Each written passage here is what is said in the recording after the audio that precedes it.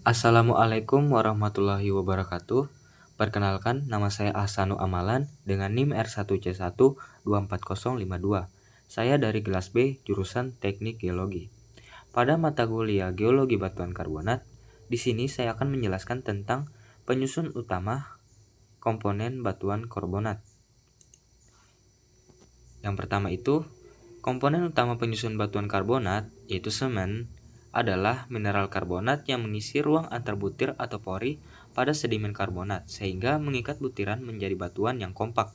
Proses pembentukan semen ini disebut sementasi yang terjadi selama proses diagenesis atau perubahan sedimen setelah pengendapan. Mineral semen pada batuan karbonat itu umumnya berupa kalsit, argonit, dan dolomit. Semen ini dapat terbentuk pada berbagai lingkungan diagenesis, seperti laut, air meteorik atau air tawar, dan lingkungan penguburan atau burial. Jenis-jenis semen karbonat itu yang pertama ada fibrous atau acidular semen yang berbentuk kristal serat atau jarum. Umumnya tersusun dari argonit atau kalsit dengan magnesium yang tinggi. Tumbuh tegak lurus dari permukaan butir, banyak ditemukan pada lingkungan laut dangkal. Lingkungan pembentukannya itu terdapat di marin phreatic atau lingkungan laut jenuh air. Yang kedua ada isopakos semen.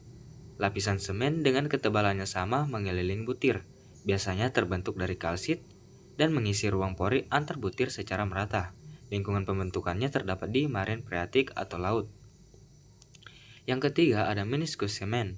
Semen yang terbentuk pada titik kontak antar butir membentuk struktur melengkung seperti meniskus terjadi ketika pori berisi udara dan air. Lingkungan pembentukannya terdapat di meteorik vadose atau di atas muka air tanah.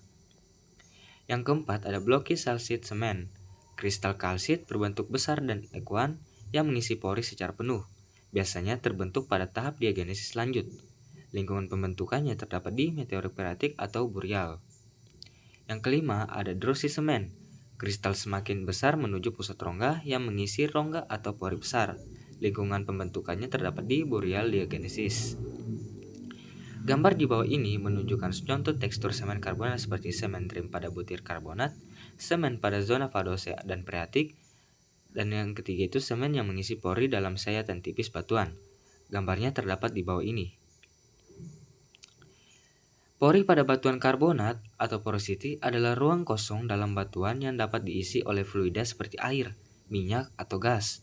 Pada batuan karbonat, pori dapat terbentuk karena proses pengendapan dan proses diagenesis atau pelarutan. Klasifikasi pori pada batuan karbonat paling umum digunakan adalah klasifikasi Shockwave dan Pry tahun 1970. Interfacial porosity, ruang pori di antar butir sedimen, merupakan pori primer, contohnya grindstone dan pegstone. Interfacial porosity atau pori yang berada di dalam butir fosil atau fragmen skeletal, contohnya itu rongga dalam cangkang foraminifera dan rongga dalam koral.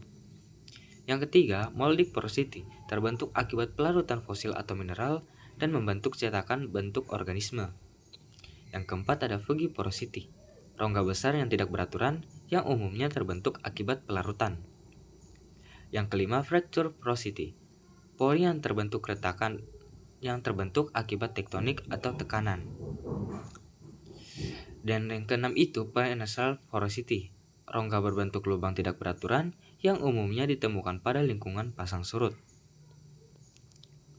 Gambar di bawah ini menunjukkan berbagai tipe pori dalam batuan karbonat seperti interfacial pori, moldic pore, foggy pore, dan fracture pore. Dan gambarnya itu dapat dilihat pada gambar di bawah ini. Oke, itu saja presentasi dari saya. Jika ada salah mohon dimaafkan. Wabillahi taufiq walhidayah. Wassalamualaikum warahmatullahi wabarakatuh.